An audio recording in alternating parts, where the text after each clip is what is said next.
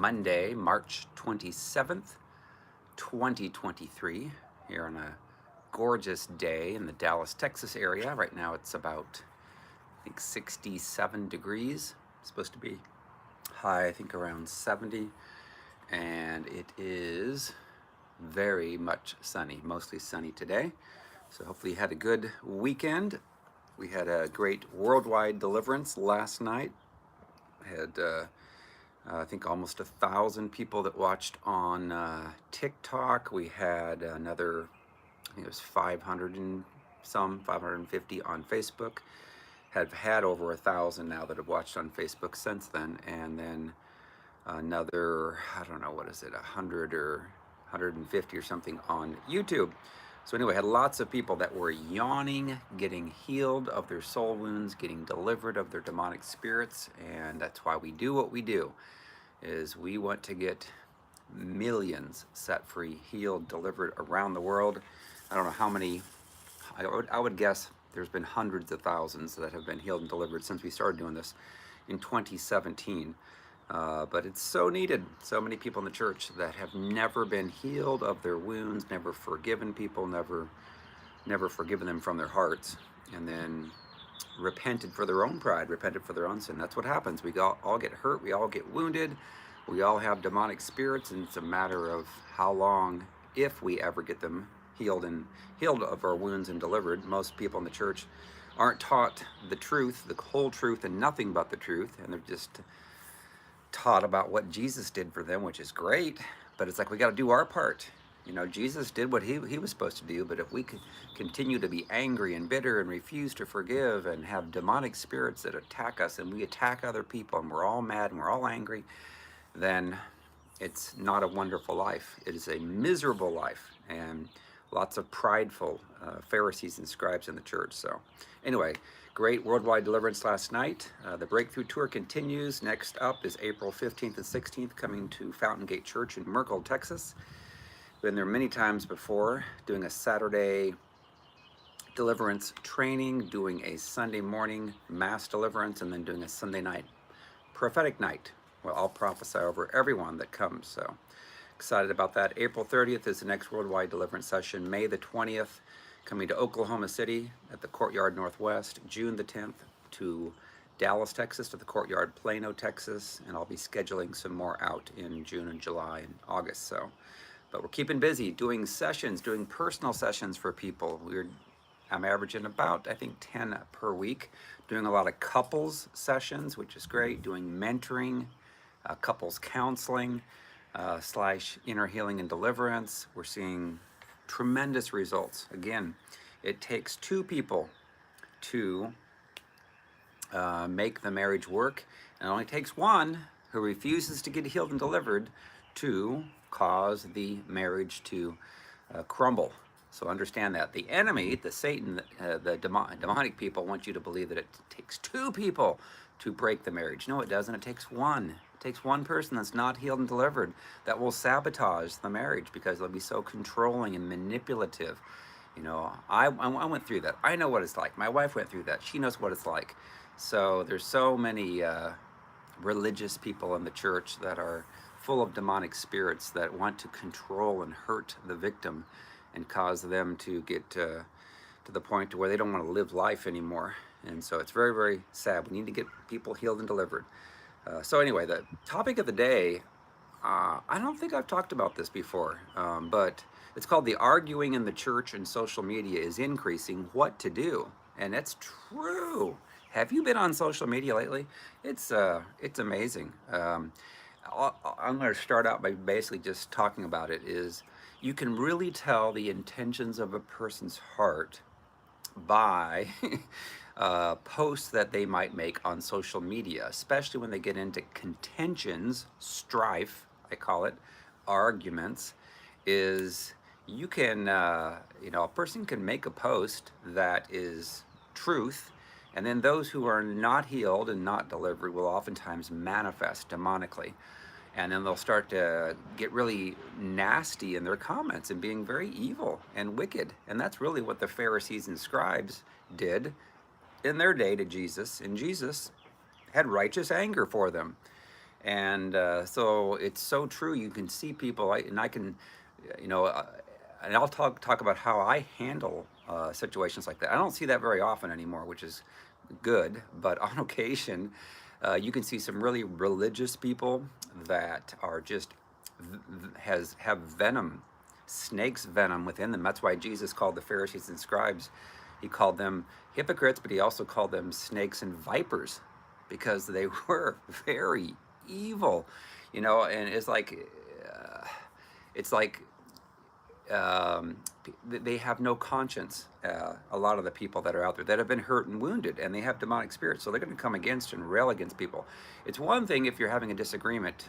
I don't know, maybe you're raised Baptist, you don't want to talk about praying in tongues, you know. And again, we can talk about that and say, well, gee, people pray in tongues today, and it's of the Lord, and it gives you peace, and they've done studies on praying in tongues, and it's like it is a language that can be interpreted. It's from somewhere else that you don't typically live, you know. And you can have multiple dialects. I have like 3 different dialects of praying in tongues, you know. So having pastors that would come against that, you know, Paul said he wishes all of us, you know, would pray in tongues and prophesy. And it's true, we should. You know, if we're not taught the right things, we're not going to understand it. It's similar to the doctrine of Christians needing delivered from demonic spirits. We all do. All Christians need that, and we can disagree. You know, I can understand that, but it's when they start to get more evil in their comments back, and it's just like, wow. And you kind of understand then what Jesus went through. You know, Jesus was the master at speaking the truth to the Pharisees and scribes. I can imagine Jesus thinking, like, you know, rolling his eyes like when he sees the Pharisees and scribes walking down the street, thinking, you guys are so prideful, you guys are so arrogant, and you guys are so evil. And I'm sure he knew that they were doing sexual things behind closed doors they shouldn't have been doing. They've been lusting after women. They were being controlling, manipulative, you know. And it's the same types of people today. You know, they may show up at an event, and I can pick them out of the crowd very easily. They'll be rolling their eyes, they'll be crossing their arms, and that just is a sign of what's inside their heart. And those who are open and maybe they're questioning, well, gee, how do Christians have demonic spirits? You know, I would have asked that. How is that possible? I want to know the truth. And so when I'm explaining, well, this is how you get hurt, you get wounded, and you have a hard time forgiving, and people are like, yeah, I can relate to that. There's some people that have done bad things to me. I've got a hard time to forgive them. I can, and you can have pride, and you could have sin in your life, and all that stuff gives demons legal rights to your soul, which they attach to your mind and your emotions. So oftentimes you trigger on people, get really mad and angry, you know, or you get these thoughts coming in from demonic spirits that cause you to puff yourself up with pride, think that you're right. But, you know, the truth of the matter is, are you a real Christian? If you're a real Christian, you're going to have the fruit of the Spirit: love, joy, peace, patience, kindness, goodness, faithfulness, gentleness, self-control.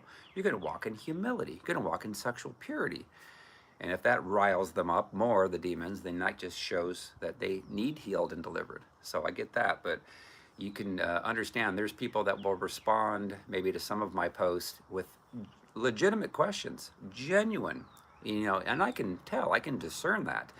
And all day long, I'll go back and forth and help them to see, you know, and they may disagree, that's fine. But if they do it in a calm, normal manner, that's one thing. But if they start to get really riled up and get mad and angry and start to go off and name call and all these evil things, and that's what people are seeing right now, and all that shows is that they're not healed, they're not delivered.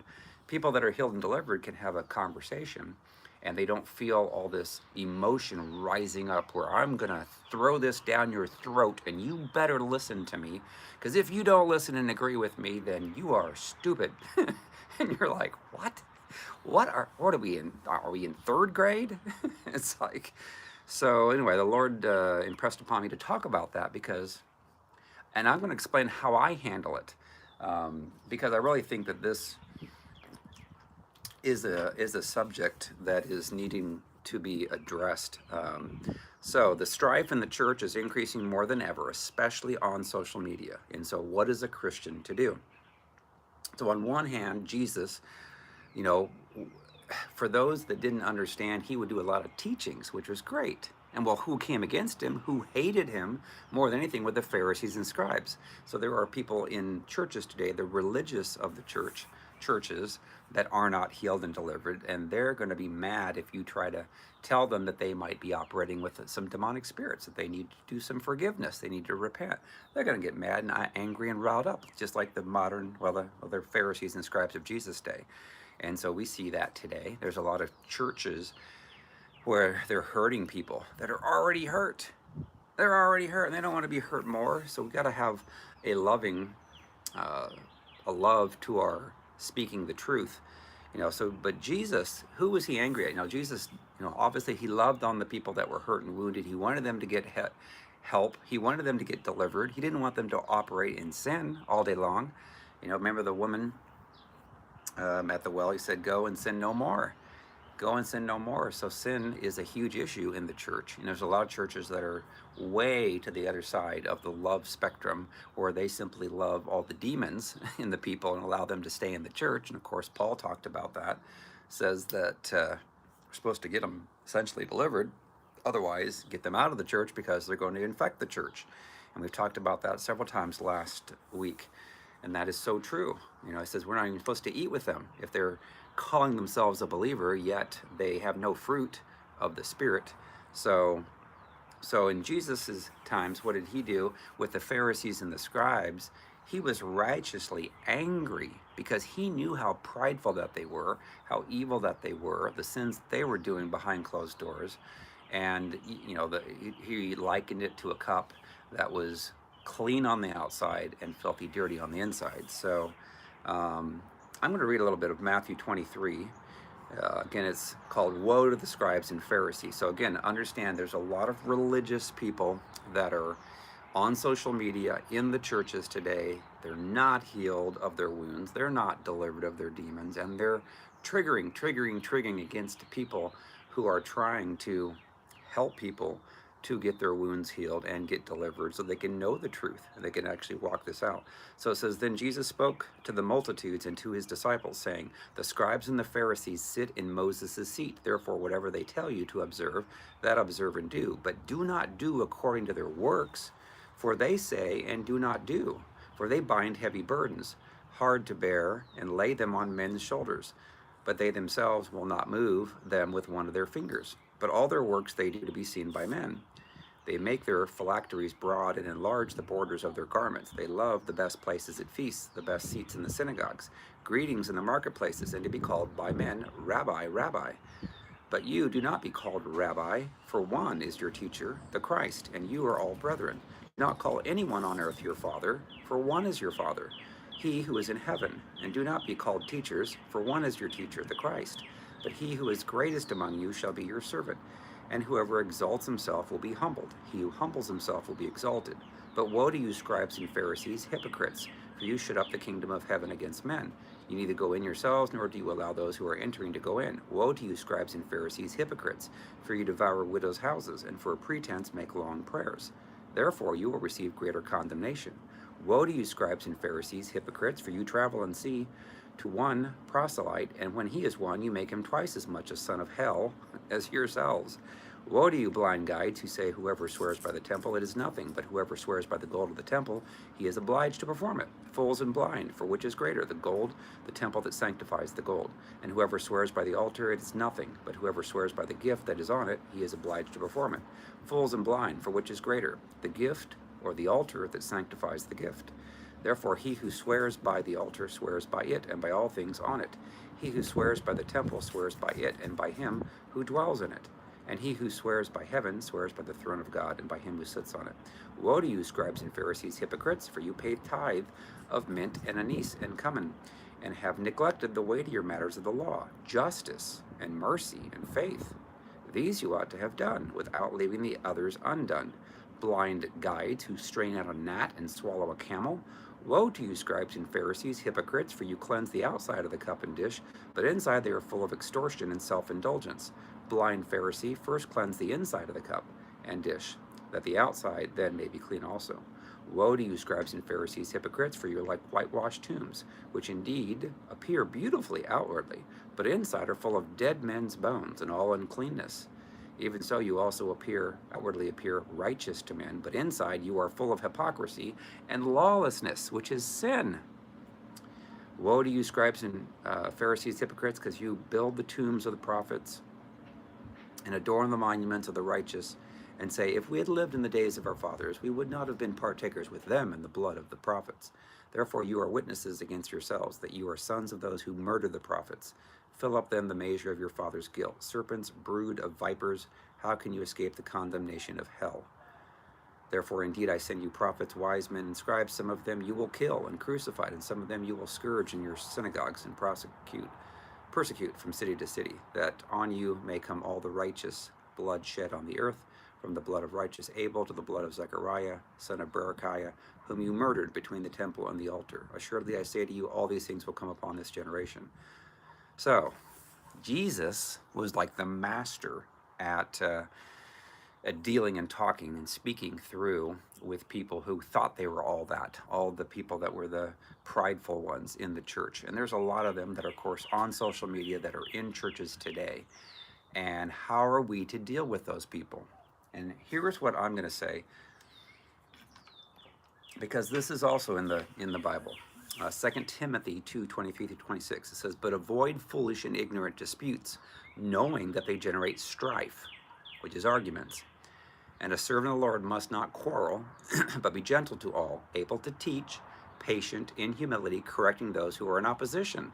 If God perhaps will grant them repentance, so that they may know the truth, that they may come to their senses and escape the snare of the devil, having been taken captive by him to do his will. So a lot of people, when they're striving, fighting, and arguing, especially, the topic we talk about, getting Christians healed and delivered of their demons, that flies in the face with what a lot of people have been falsely taught, that Christians can't have demons. Well, of course they can.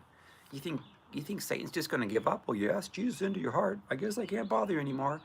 No, how do demons bother Christians? They give them thoughts, negative thoughts. They cause them to trigger their emotions. They overreact to things when they've not forgiven, when they've not repented for their pride and sin. There's not much difference between them and those outside the church as far as their behavior. It's got the behavior is the fruit of the flesh that's in their lives. And Galatians 5:16-19 talks about the fruit of the flesh, the sexual sins. Sadly, over half of all pastors look at pornography on a regular basis and masturbate.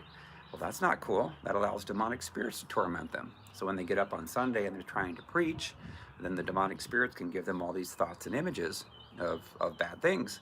And then they look upon the people of the church and they can lust and so forth. So more than half the pastors need to be healed of their soul wounds and delivered. And that's what we do at our ministries. We help people get healed and delivered so they can walk in the fruit of the Spirit. They can be clean. We're not talking about works. We're talking about how they live their life day to day. And you can imagine if you just looked at pornography on a Saturday night and then you get up and start to try to preach on Sunday. And you can imagine the people that attend the church, the men. I believe it's like over 75% of men look at pornography that attend church. Well, that's should not ought to be the way it is. But it is because we've not known, if we're being taught that Christians can't have demons, then we can never get that spiritual root healed, forgiving people for hurting us, getting cleansed from looking at pornography and all that other stuff, and then walking in humility instead of pride. And so this needs to be obviously addressed. So again, when you're in the middle of someone trying to strive with you, especially if it's on social media, do you think you're going to convince a person who doesn't believe what you believe? Let's say again, it's Christians can have demons. Do you think if they're blasting you, coming against you, that you saying, but, and showing up all these verses and sending them to them, that's going to change them? Probably not. Now, those who are more open, saying, I genuinely do want to know, well, yeah, you can deal with them all day long. I can go back and forth and I can point out the various verses and say, well, listen, a real Christian is going to have the fruit of the Spirit, not the fruit of the flesh. Galatians 5:16-19 talks about that. If you're going to regularly practice the things of the flesh, it says you're not going to inherit the kingdom of God. So it can be a salvation issue. We've got to have some fruit that aligns with Jesus. You can't just continue to stay in that sin all day long. Jesus said to go and sin no more. So sin should be rare in a person's life. So all these striving and fighting, if you get into an argument with someone on social media, this is how I handle it.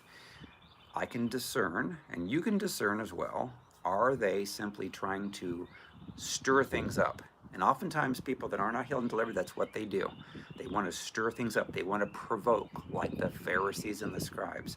They want to get a reaction, especially if you have a ministry and they don't. You see this oftentimes where you'll get people out there, they have like no following, like nobody likes what they're posting. They're typically angry, they're hurt, they're wounded, and they want to make themselves look good, important, feel important. So they come on to somebody that maybe has an anointing, is seeing some good results in their ministry, and they want to come against and attack. The demons in them want to attack because it makes them feel important. So if the person that has that ministry, or maybe you are seeing success in doing things the Lord has called you to do, if a person comes against you, oftentimes you'll see that there's no one that sadly listens to them, because there's nothing good that they're saying. All they're doing is coming against. And you see this with people oftentimes that have been hurt and wounded, oftentimes has the spirit of Jezebels. They'll come against anyone that's doing anything effectively for the Lord. They hate them just like they hated Jesus. Their demons manifest and hate the Jesus within you. And of course, I've seen that, and I'm like, wait a minute, how can you hate me? I want to love people. I want them to be healed and delivered. I want them to have freedom like I have. And that's why I do what I do. This is why Mindy does what she does. That's why we do what we do together. But you see, when a person's not healed and delivered, or if they're in the process of it, they're going to manifest and say things to come out against. So if they're in that frame of mind where they are just flat out wanting to come against you and hate on you, do you think by writing back to them and spending 30 minutes of your time thinking of things, putting scriptures in there, posting this, that's going to change their mind? Probably not. Probably not. Their goal is to exasperate you and to cause you to get mad and angry and to lose it. And then they're like, yes, I've got you. Now I'm controlling you. And that's what their demons want. So now the people that are genuine, that you can tell that they're like, how does a Christian struggle with demonic spirits? I would like to know this. And then you explain some of the things that I've talked about, and they're like, oh, well, now I'm starting to see, yeah, my mom and my dad, I can see Jezebel and Ahab in them. Oh my gosh, they really did have demonic spirits, even though they went to church all the time. Because could be the mom, struggle with Jezebel. She was very controlling and manipulative, and my dad was, he was just tolerating and giving in to her, trying to keep the peace, or vice versa. Then you can work with those people, and you can go back and forth, and it's not striving. But a servant of the Lord must not strive with the hopes that the person will see the error of their ways. And that's what 2 Timothy 2:23-26 talks about. In those cases, with a person that is flat out, they're not going to listen to you. Maybe they think that it's okay for, Christians to live in a sexually impure life, homosexuality, all these things, and they think there's no problem with that. You can say what you want to say, but if they're completely bent on believing their false truths as being truth, there's not much you're going to say that's going to change their minds. You think about Jesus. Again, he was the best of the best. He knew the wicked hearts of the Pharisees and scribes. He spoke the truth to them. Did it change the Pharisees and scribes during Jesus' times on earth? No, it didn't. They wanted to kill him. They hated him.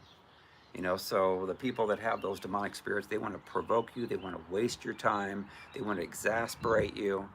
And how I handle it is, if I discern and I know that the person truly does want to know the truth and wants to maybe understand what it's like to be free, and maybe they've done things the way of the church, the religious church, and seen no results, and they've been hurt by the church, and then they come into hearing some of the things we teach, and they're like, well, that seems like that's the truth. And yeah, I've seen people like that, or I've seen pastors like that. Oh my gosh, yeah. Well, then you can deal with that. You can go back and forth. And occasionally they might manifest, get mad and angry, trigger on you. Occasionally, again, I'm going to have to block people. If they're going to be striving, fighting, arguing, going to waste my time, I'm not going to waste my time. I can kind of discern the first time somebody makes a comment. If they make a second comment, after I respond back with some truth, and then they come against me and accuse or whatever, then at that point, normally I'm like, you're gone. I'm going to delete you. I'm not going to waste my time. You're not going to provoke me. You're not going to try to say, aha, I got you mad. I'm going to say, nope, sorry. I have more important things to do. I will not cast my pearls before swine, like Jesus talked about. No, no worries. That's okay. You can keep believing what you want to believe, and it's sad. It's sad because, you know, you want to help people. Most people, people that are healed and delivered want to help people. I want to see everybody get healed and delivered because I know I've seen so many great results with people saying, my gosh, my life is different. I no longer struggle with all these sexual sins and triggering and getting angry and bitter and taking offense. Oh my gosh, now I'm free. Now I know what it's like to be a real Christian. I have the fruit of the Spirit. So I want everybody to have that. That's what Jesus wanted, but also Jesus knew they had a free will. And it's true. We can't make everybody get healed and delivered, but we can speak the truth. So that is what I would say is how to handle people on social media. In real life, it can be hard because you could have a mom or a dad or a relative or your spouse that is contentious, that is provoking, wants to cause strife, wants to steal your peace. And then how do you handle it? Jesus said a man's enemies will be those of his own household. And so oftentimes you may have to pull away from your mom and dad. And then people get confused saying, well, I'm supposed to honor them, I'm supposed to obey them. I'm like, well, but what if they have demonic spirits? What if they've been hurt and wounded? What if they've hurt you your whole life? Did Abraham stick around with his parents? No, God called him away from his family. Get out of there. And then he had the promised land to go into in order to, where his promises and his rewards were, and he needed to get away. So oftentimes you are part of a family, and if the family is toxic and they've been hurt and they've been wounded, you need to pull away from them. Otherwise, all you're going to do is strive and fight and argue. And that's what Satan wants you to do, is get on his territory and argue and fight and strive. And when people get healed and delivered, they no longer want to provoke you to get angry. And that's what the Pharisees and scribes wanted to do, is provoke. They wanted to strive, they wanted to argue. And that was what inside their intentions of their hearts were evil and wicked. And so therefore, that is my recommendation is, again, more than ever, you can see people striving, fighting, arguing. Why are you doing that? Don't do that. That just wears a person out. And then you can see other people commenting. Occasionally I'll have a person that will not be quite all there, and they're commenting maybe on some things I post. And then I notice that some other people will start maybe to strive with them and try to correct their thinking. And then they just like it because they're getting attention. And then the next day they may do it again. Well, if I'm watching that and I can see the intentions of their heart are to try to puff themselves up with pride, look at me, I'm causing all this division, I'll just block them. I'll say, sorry, you're not going to play in my house, on my territory, and cause strife. I'm not going to let that happen. And don't worry if you do block people. I've had this happen before, where I've had to block a person, and then they came back and they apologized and said, I was wrong, I'm so sorry, please forgive me.